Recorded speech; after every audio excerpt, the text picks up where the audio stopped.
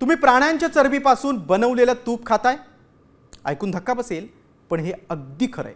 प्रशासनानं एका कारखान्यावर धाड टाकून बनावट तूप बनवण्याचा किळसवाणा प्रकार उघडकीस आणलाय. कुठे घडली ही घटना आणि किती वर्षांपासून सुरू होता हा धोकादायक प्रकार, पाहूयात या स्पेशल रिपोर्टमधून. गावरान तूप नाही, चक्क जनावरांची चरबी.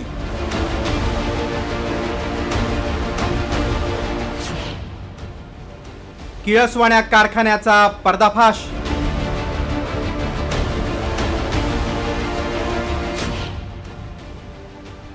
अकरा वर्षांपासून बनावट तुपाची विक्री.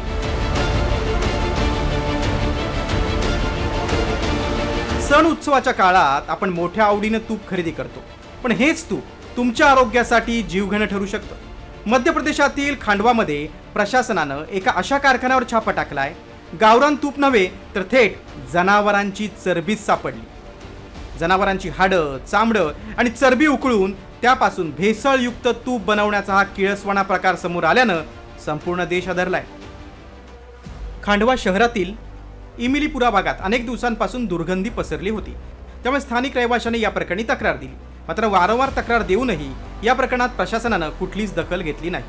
अखेर संतापलेल्या नागरिकांनी रेटा लावला आणि शहर दंडाधिकारी, पोलीस आणि महापालिकेच्या संयुक्त पथकानं बेगम पार्क परिसरातील तूप बनवणाऱ्या कारखान्यावर धाड टाकली. या धाडीत तब्बल 1380 किलो जनावरांची चरबी, 2700 लिटर चरबीचं तेल आणि 8 क्विंटल हाडं आणि चामडं जप्त करण्यात आलं. 2015 पासून म्हणजे तब्बल 11 वर्षांपासून हा कारखाना या भागात आहे.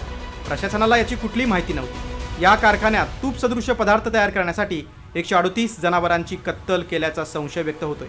प्राण्यांची चरबी मोठ्या कढईत तापून त्यापासून तुपासारखा दिसणारा पदार्थ तयार केला जायचा आणि तो बाजारात गावरान तूप म्हणून विकला जात होता.